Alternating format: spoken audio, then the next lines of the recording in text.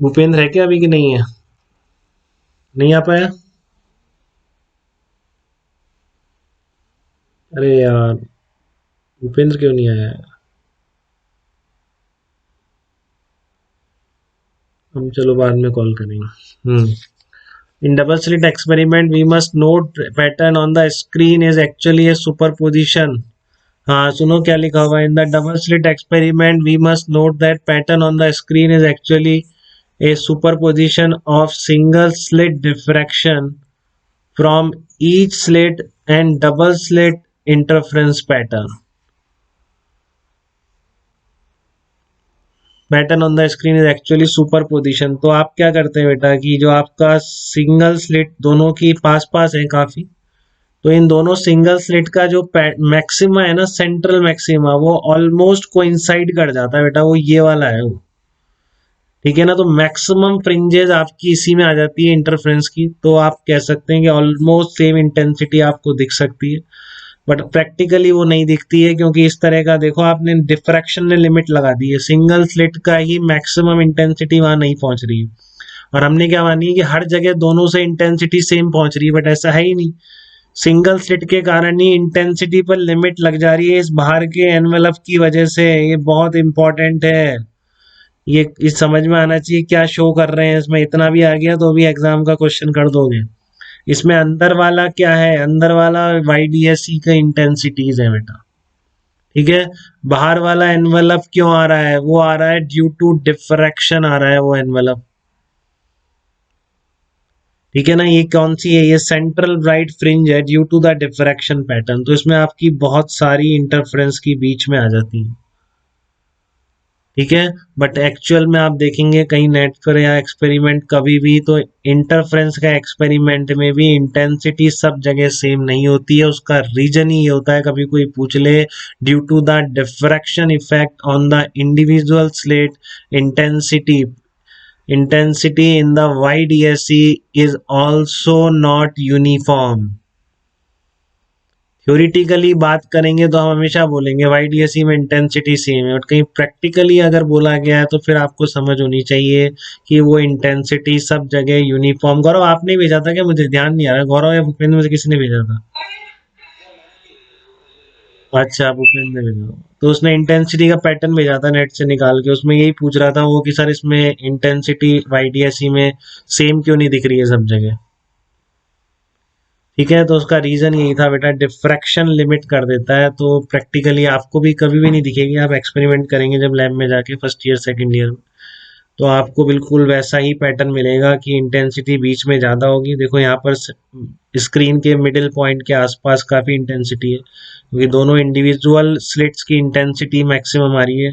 ठीक है, बाकी सब जगह जब इंडिविजुअल स्लिट की ही कम हो जा रही है तो फिर मैक्सिमा कैसे होगा बेटा उस जगह। ठीक है ना, उस जगह वो मैक्सिमम इंटेंसिटी नहीं रह पाएगी। तो एक्चुअल में, और जब हम केवल YDSE की बात करेंगे, हम डिफ्रैक्शन को बिल्कुल अकाउंट में नहीं लेंगे, एडवांस में स्पेशली, क्योंकि कोर्स में ही नहीं।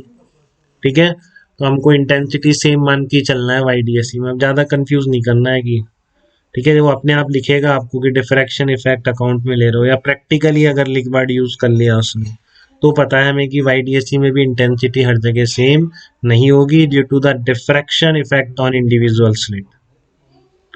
अब बात आती है कि इसके सेंट्रल मैक्सिमा में नंबर ऑफ इंटरफ्रेंस फ्रिंजेस कितनी होगी। बहुत ही बेसिक सा और इम्पोर्टेंट क्वेश्चन है एग्जाम का।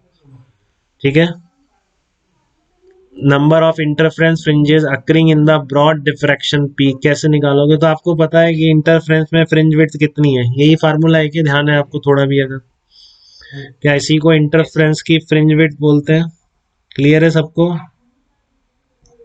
ये आपकी इंटरफ्रेंस की फ्रिंज विड्थ है। तो मान लो सेंट्रल ब्राइट फ्रिंज की विड्थ भी क्लियर है आपको, कितनी है वो, ये रही सेंट्रल ब्राइट फ्रिंज की विड्थ क्लियर है, इंडिविजुअल इंटरफ्रेंस में फ्रिंज विड्थ क्लियर है।